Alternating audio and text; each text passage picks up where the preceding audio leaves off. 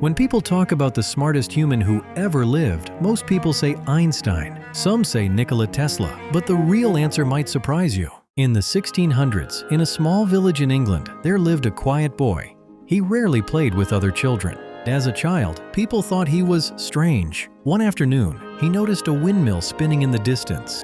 Most children would have glanced at it and moved on, but this boy just stood there and stared at it for a long time. Then he went home and built a windmill on his own, and surprisingly, it actually worked. No teacher asked him to build this. He just saw something, wondered how it worked, and figured it out by himself.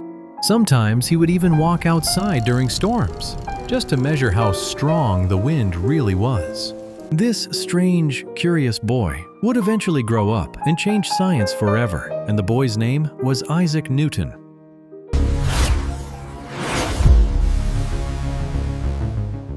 Newton entered Cambridge University in 1661. He was a quiet student, just studying mathematics. But there was one thing that made him different. He asked too many questions, so many questions that he often annoyed his professors. But then, something happened that no one could have predicted. In 1665, the Great Plague spread across England. Cambridge University was forced to shut down. Students were sent home. For most people, it was a lost year. But for Newton, it became the most productive period of his life. Back in his village, working completely alone, Newton began thinking about a problem that had confused mathematicians for decades. How do you calculate something that is constantly changing? At the time, mathematics simply could not answer this question. So Newton created an entirely new branch of mathematics. Today we call it calculus. Yes, the same calculus that you struggle with in school was invented by this man. But he was just getting started. With calculus as his tool, Newton turned his attention to motion itself. Why does a thrown ball slow down and fall? Why do planets stay in orbit instead of flying off into space? After months of relentless calculation, Newton found the answer. Newton discovered 3 simple rules. Rules that explained how every object in the universe moves. We know them today as Newton's 3 laws of motion. But his most famous idea was still ahead of him. One day, sitting in his garden, Newton watched an apple fall from a tree. Now, it did not hit him on the head. That part is a myth. But he began wondering, why did the apple fall straight down? Why not sideways? Why not up? Newton immediately thought, the Earth must be pulling the apple towards it. A force pulling objects downward. But then Newton asked the question that changed everything.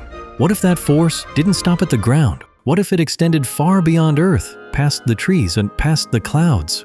What if the same force that pulled a small apple down from a tree was also the force holding the moon in orbit around the Earth? This became the law of universal gravitation. For the first time in history, the movement of planets, moons, and falling objects could all be explained using a single rule. And incredibly, Newton was doing all of this while living in isolation in his village. But he still wasn't done. He turned his attention to something everyone had looked at their entire lives and never truly understood: light. Using a simple glass prism, Newton made a discovery that stunned the scientific world. He proved white light isn't pure. It's made of every color. Red, orange, yellow, green, blue, indigo, violet, all blended together, invisible to the eye, until a prism pulls them apart. Many scientists refused to believe him at first. His experiments were difficult to replicate. He did all of this and then turned 23. Newton didn't just make discoveries. He built the foundation of modern science itself. Every rocket that has ever left Earth relies on his laws. Every satellite in orbit, every bridge, airplane, and telescope, every mission to Mars, they all run on Newton's math. In fact, Einstein himself, the man most people call the greatest genius in history, admitted that his own work only became possible because Newton was born first. Without Newton, science might have developed centuries slower. That is the legacy of the great Isaac Newton. Thank you for watching. Subscribe.